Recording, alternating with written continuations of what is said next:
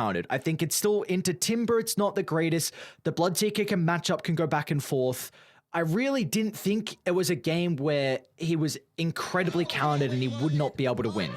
So I love this. Lines, man, they're just spamming him. They're like, what is going on, man?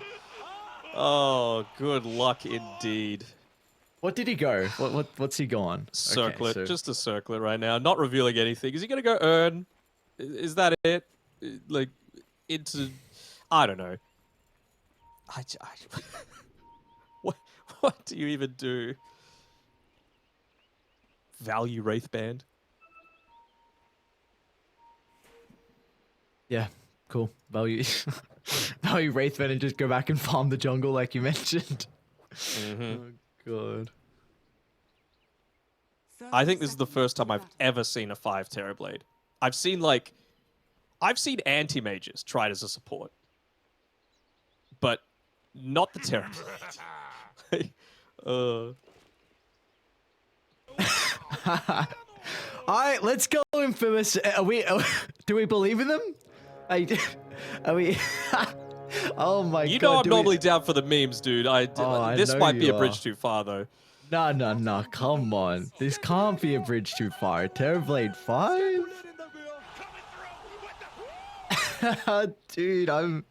Alright, I love we are just... They're tri-laning to start. The tri-lane, Terrorblade, Marcy, Dazzle lane, all with completely different roles than you'd be expecting, except maybe the Marcy. I mean, that sounds like a killer tri-lane, though, early on. Reflection into the Poison Touch, into whatever Marcy wants to skill up. I think they did see Affliction in the tree line, so they know the Terrorblades. Try these kills. Oh, catch you. No way this works! Cat, you don't die like this.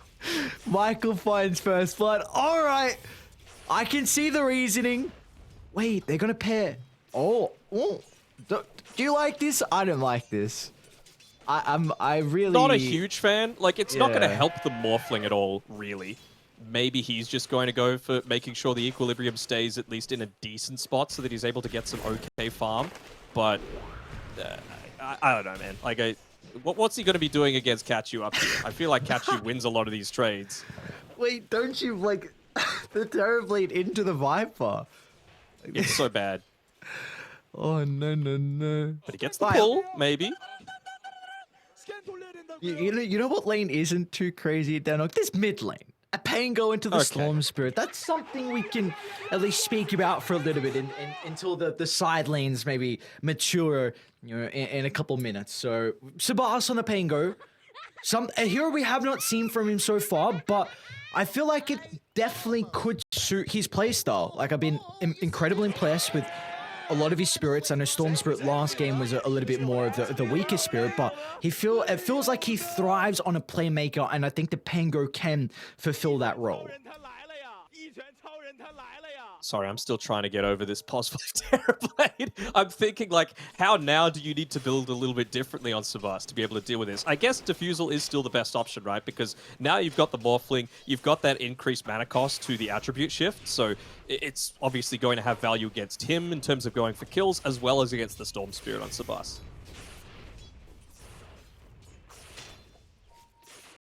We'll see how much farm he's able to get, though. On bottom lane, Timbo will be alright. Just gets the chain away, a little bit of damage. They have the 2 already for Infamous to play with. See kind of the adaptive strike leveled up from Parker, so trying to zone away the Timbersaw. Okay, so if there was any team that I even have the mildest amount of faith to be able to make this work, it's Infamous, because they made the POS 1 Batrider work yesterday. You know, picking up the first ever pro game Butterfly on the Batrider. So it's like, well, I guess that they're doing. Oh, I wish we had a chance to do an interview with them if they end up winning this series. It's going to need to wait until the grand finals, though. Top lane, Katyu. He's going to end up going down. Affliction. A little bit of damage onto Kataru as well. The Poison Touch is still applied. Kataru. We'll get back to the T1 tower, though. Great for contesting and getting denies. Just to be able to use meta for the right clicks. Bottom lane as well, the action. Slardon's in a little bit of trouble. They're going to try and timber chain on 4 to catch up to Parker. They won't be able to chase the Morphling down. Instead, Slardon, he has to step out to the left side. And Affliction was actually half a second away from getting a solo kill onto Kotaro on that top side. Only stopped because the meta wore off. Leo Style's taking a little bit of damage as well. Tabasa's not going to try and use that swashbuckle aggressively to continue going under the tower. All the lanes... Oh, Frank cancels his TP. Man, all the lanes, everyone's weak. Katara, unfortunately, doesn't really have the health to maybe you look to utilize the thirst. It's getting a lot of denies against him, Frank. Trying to man-fight this. I'm not sure if you're in the best spot to be able to do so. Oh, actually gets clipped by the blood right. Unlucky for him. And he's the one going into the urn early on, so maybe it is the value Wraith Band coming through for Affliction.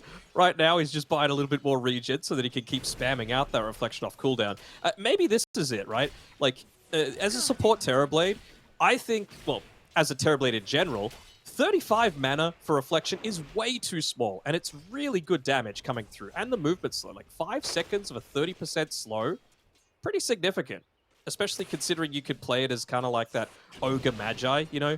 Throw yourself towards the front of a team fight or a lane to be able to make someone like a Dazzle's life a lot easier. All right, interesting. Spitballing here, bro. Yeah, no. Well, he's gone 2 points Reflection. I was going to counter that and say, like, you just max out your image, so maybe you can just play on shoving side lanes and taking, like, a little bit aggressive farm from Tempest. But eventually, yes. But for early on, like, Reflection has to be what you max first. It's just so value. Okay. And they've actually got the Metamorphosis available. So no Poison Touch on them just yet, although Kotaro... No way. Dude, we turn Kotaro. back around. One more right click. They might get Cat-U instead.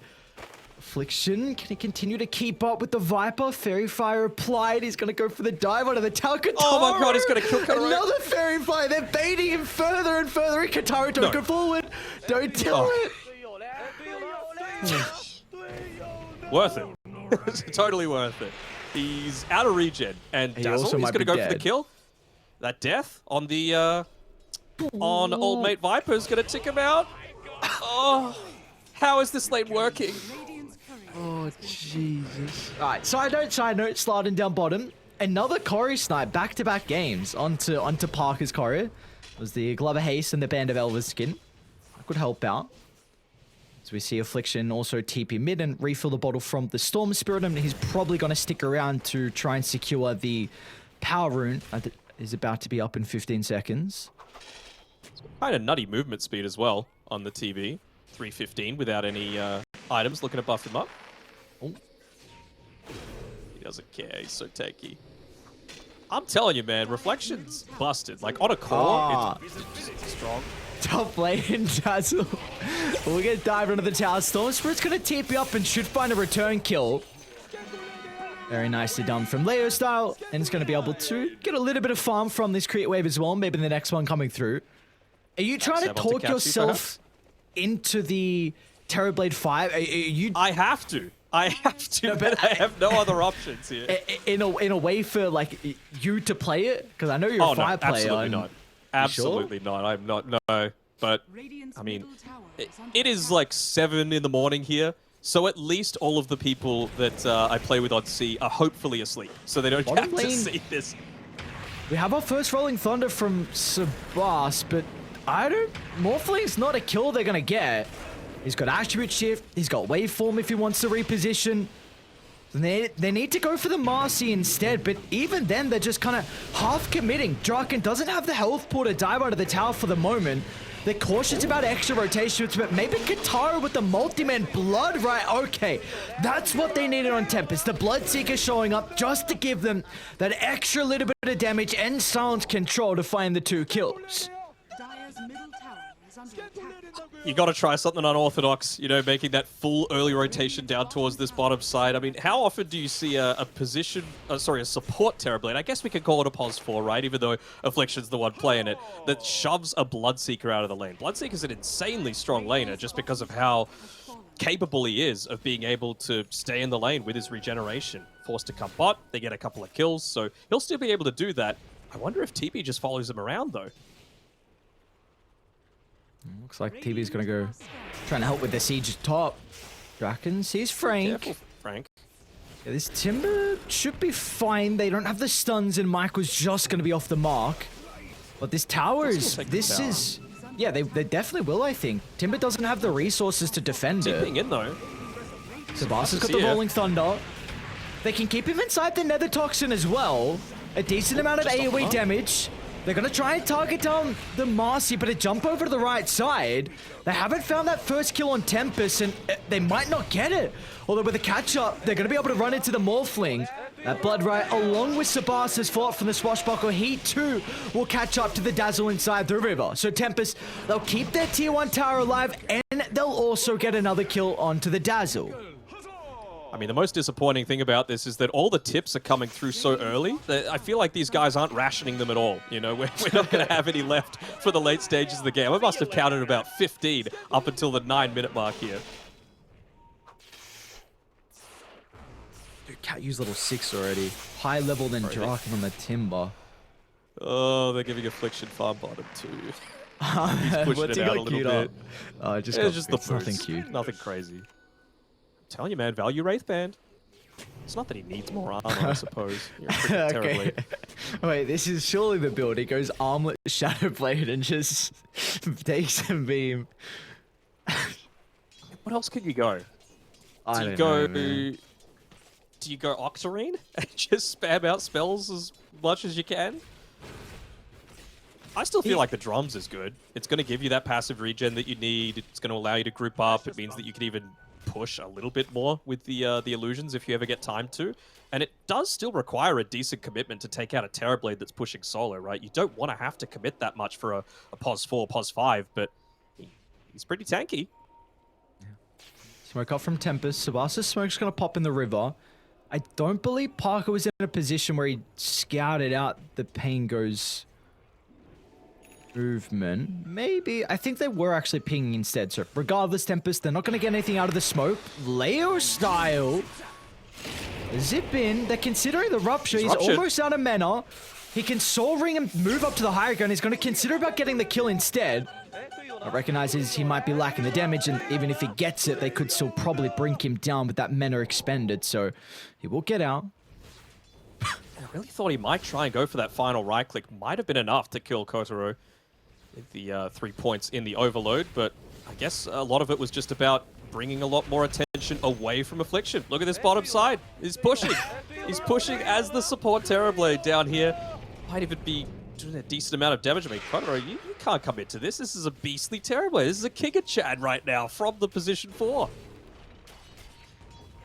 Even just the range on the reflection, man. Well, whatever they've done here for Infamous, they have really slowed down Draken's game. This Timber, lowest net worth out of all the cores. So they've done a really good job to kind of limit how much impact that the Timber's going to be able to have early on. But with this tower still standing top, he can just be that bodyguard and soak the wave and sometimes go back to the hard or the small camp to continue finding his farm. We've got a big smoke coming around just to see if there's anyone taking a lot of those, that triangle camp farm. Of course, stacks, very important for a Storm Spirit to have that consistent impact. They're pinging out that they might be playing around here. Do they have any vision about that? No, they don't. I don't. So they're still making that ping. He didn't walk Marcy under the didn't vision. see him, right? Yeah. No.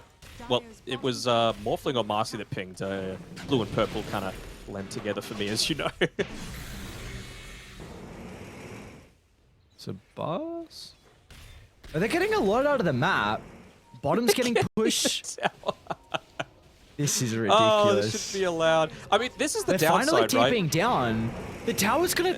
They're gonna get the tower still. Frank will be forced to cancel his TP and just try and hide in a spot where they can't get the double stun. Storm Spirit's gonna look to zip in. No way. Terrorblade with a Sunder keeps Frank healthy. Now Draken's in trouble. Layer style with the magic damage. It's going to pop the Tempest sword, but the rest of Dire starting to rotate down.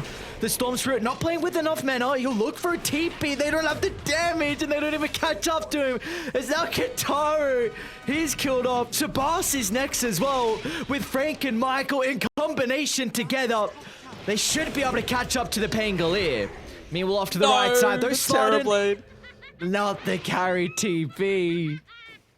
The true carry of the game, the real Giga Chad coming through here. What can you even say about this game? They have a 5,000 net worth lead, dude. What am I watching?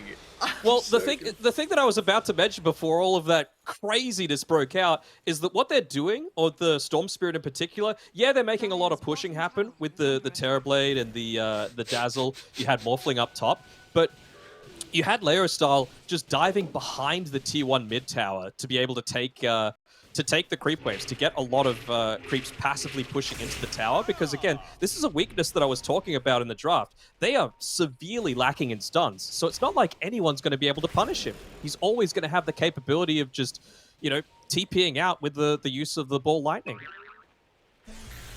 And it's not like Sabas is 2-1 and 2, but is really struggling in the net worth as well. This Diffusal is going to come out shortly, but that is that item they really need to maybe look to find some of the pickoffs. Like for Tempest, the Pango and Dark Willow need to start playing together to try and kill people on the side lanes. Be careful about a lot of these movements. Obviously, just using the TB illusion in the mid lane. Trying to find people out here, and Affliction getting a D-ward off. That's the thing with a TB, right? Even just with these few basic items, he's taking the stack.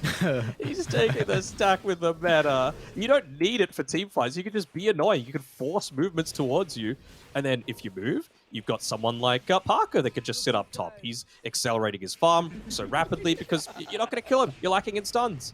So what happens? You either give farm to the Morphling or you give farm to the Terrorblade.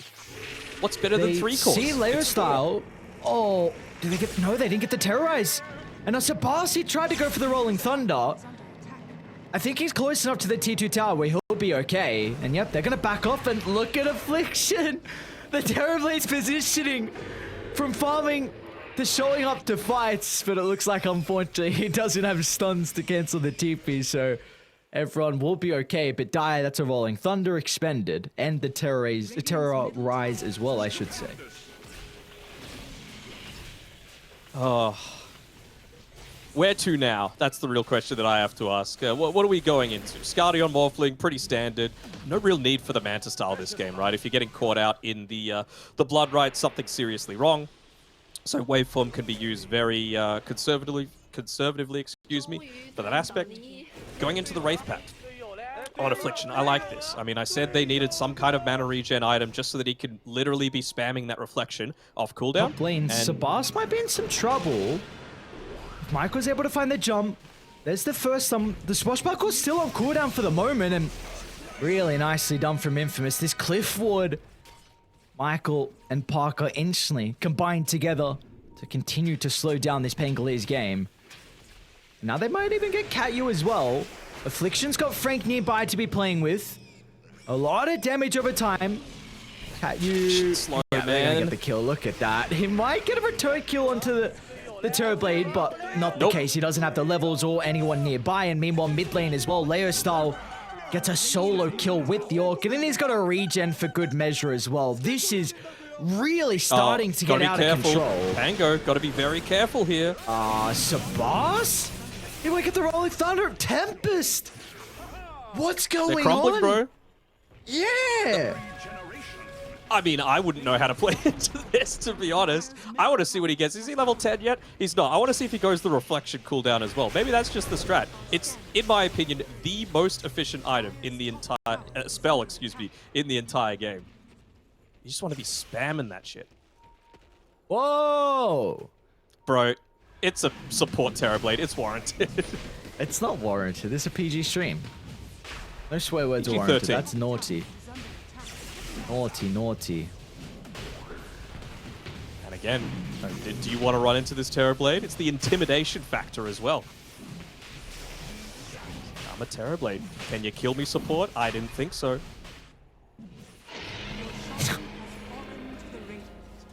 Oh god. god. Aegis picked up on Leosar, probably one of the best Aegis carries in the game now. They're gonna try and move over to Affliction, but Affliction's got some backup. A little low on mana, my and guy. Leosar is onto the Dark Willow as well. Down goes one support, which is a lot of the damage into Bedlam. And down goes a Core as well, with the Spirit Vessel picked up on Frank. This Timbersaw has no survivability until he gets a way to dispel that off. Oh, he's getting so many D wards too. I think I've counted like 4 for Affliction so far. So his net worth is skyrocketing. He's nearly ahead of the mid Pango on net worth with this support Terrorblade. This is what I love to see. I love innovation. Anything can work. You know, a wise philosopher once said. And well, who was it? Very, very clear. I know who it is. Do you know who it is? Who was it? No tail, bro.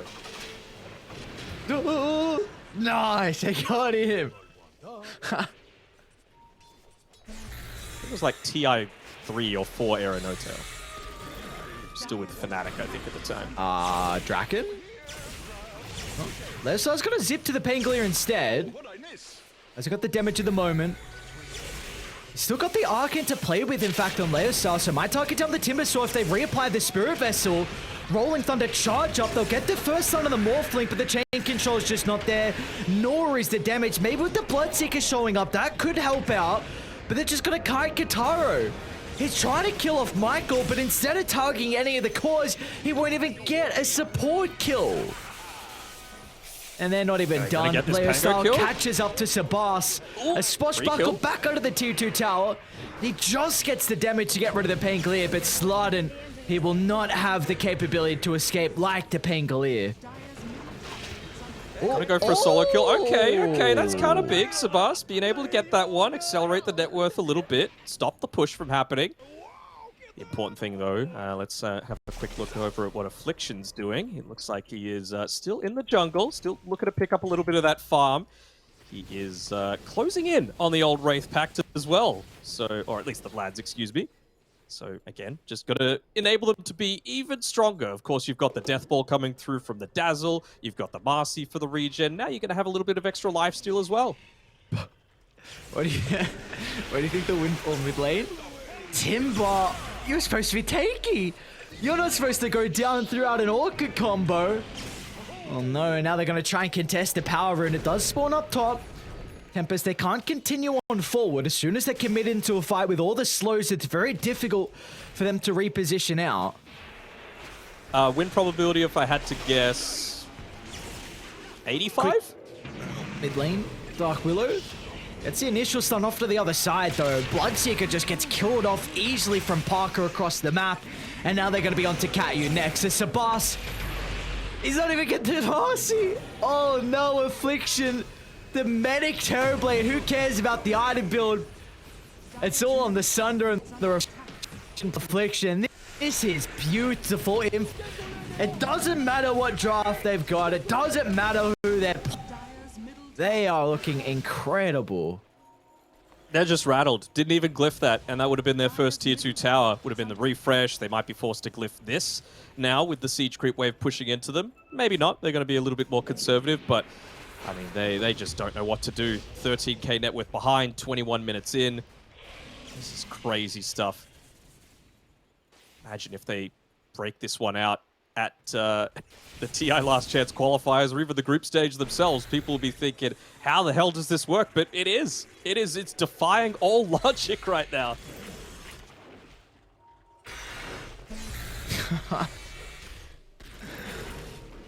Oh, Affliction is going to look to TP. Sun stuns any stunners. None to be seen.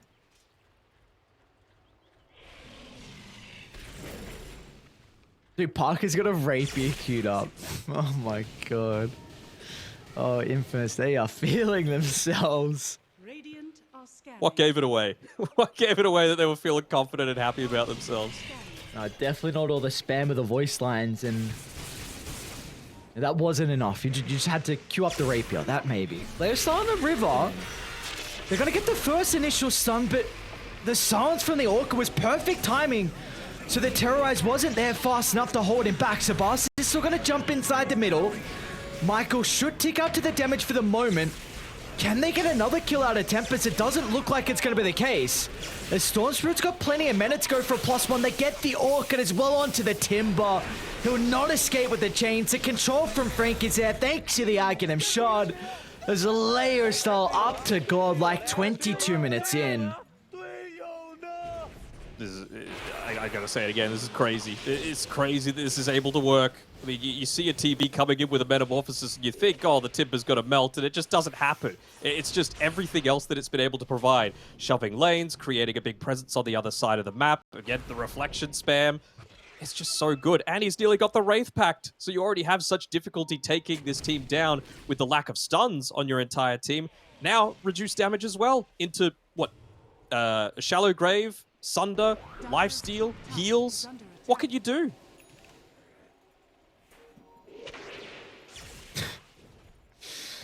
Oh, the funny thing is he's got no Dota Plus level on the Terrorblade too. So it's not even like he's played this. I really think they just... Parker's like, dude, I'm not playing the Terrorblade this game. Like, I don't care what happens. We're one game up. I'm giving you the Terrorblade. Like, this is kind of Susi secret. They'll draft something, get to the kind of the last phase, and like, all right, puppy, like you've got to play it. Take the wheel, bro. Dude, the fact that he has no Dota Plus level in the Terrorblade. Oh my. Second tier 2 tower going down for Infamous. We got both sides looking to smoke up and take a fight. Draken on the front line. He's not tanky though, man. Like this Tempest needs heroes instantly nearby to counter initiate. They get the Rolling Thunder out. Affliction just shooks it completely. What? And on Tempest, you gotta get out. You won't escape. They're gonna look for more kills as well, but the Terrorize should buy them enough time just to TP out. They have 0 stuns left now, though. You know, the no Rolling Thunder, no Terrorize available, so I feel like they could just feel completely confident to walk on forward. That's like 6 D-wards that Affliction has got so far this game. Their map is completely dark outside of this area that Kodoro is farming on the bottom side, and that's just because he's there. He's spamming out the Blood Rite as much as he can in the lane.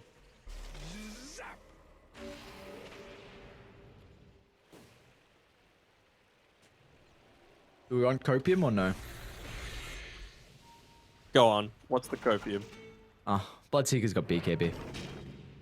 Okay. All right. There's a way. It could happen. So it's a Rupture into Terrorize and you're Gucci. Sure. Let's go with that. What do you mean? Come on now. Sabas can't be dying up top though. Jesus, what was the damage? What? Parker's a... That was crazy. One adaptive strike, a couple of right clicks on it, just murked the Pango. And they would have seen that he's used the Rolling Thunder as well, so they're like, all right, Storm Spirit, you can just do whatever the hell you want. Oh, don't go for the... Ooh, he's gonna find him. Maybe not. Onka. Getting away by the skin of his teeth there. Affliction. All right, if Affliction doesn't die here, something is seriously wrong. Surely, right? Yeah, no Sunder. All right, they got the kill on the carry. Time to come back into this game. Are we going to critique his farming patterns when he respawns? Because we haven't particularly been doing it so far. I think he's been doing just fine, personally. I'm not... Sorry, well, critique doesn't have to be a bad thing. We could say his farming patterns are incredible. I'm just saying we haven't paid attention to it. Cat you? Or a Viper on a warding expedition. Believe he got scouted under the cliff ward. They're going to be cautious how long they stick around bottom. Katara's going to be forced to BKB to escape. In fact, are they actually going to try and get the kill on the Storm? They don't have the damage. Katara, make it out. Oh, Parker's right click's not enough.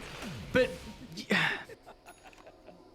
You kind of can't be using a BKB to escape like that. If there is legitimately any... If there's it's 1%. If there's a slither of hope, like that BKB needs to be used in a team fight. Now that it's down for 65, you get all the map control from Infamous, you're going to push the side lanes, and you're going to go look for Roche.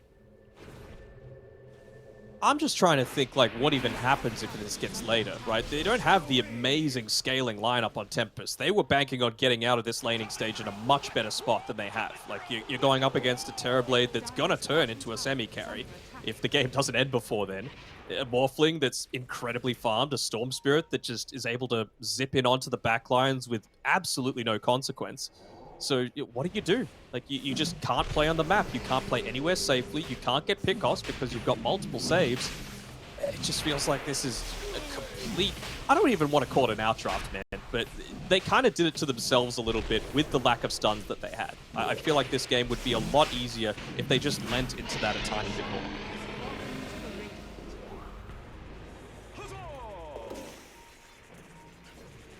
Yeah, there was a lot of adaptation to the draft from either side, which was why we have this beautiful game in Game 2 with the Terrorblade 5. Anything can work. It's interesting, like, was the Terrorblade, because early on, they saw the Terrorblade and they're like, all right, we do not want to play the Viper now as a 3. So they revealed early if this Timbersaw getting picked up in the off lane, they revealed early that the Viper's going to be flex. So just the mind games, and it puts us in a crazy position when our infamous of a 20k lead and they're walking up the high ground.